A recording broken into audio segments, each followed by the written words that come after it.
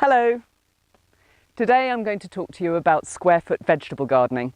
It's an incredibly versatile technique. You can use it anywhere. This is my new potato bed. I've just harvested all the potatoes out of it and now I want to sow it with different kinds of salad to take me through into the winter.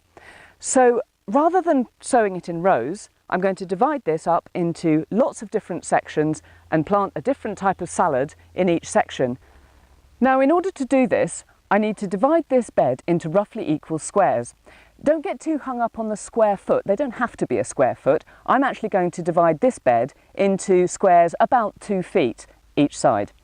In order to do that, I'm going to use screws into the wooden sides of my raised bed here.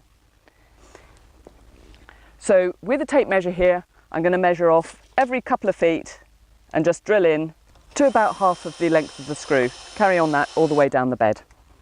Of course, you don't need as large a space as I've got here. You can do this in as small a space as a raised bed, 1.2 by 1.2 metres, that's 4 feet square. Divide that up into squares of 1 foot each side, and you end up with 16 squares. That's 16 different varieties of vegetable from a little raised bed that you can fit onto your patio. And now for the fun bit. I'm going to plant it all up.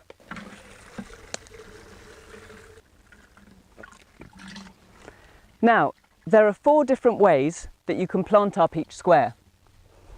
You can take the easy option and plant plug plants just like these. This is a winter variety of lettuce, Little Gem. Or, of course, you can just sow direct. First of all, you can just broadcast sow. This is a great solution for things like this, which is American landcress. It's a really good substitute for watercress. And you just want to grow a really nice dense patch of it.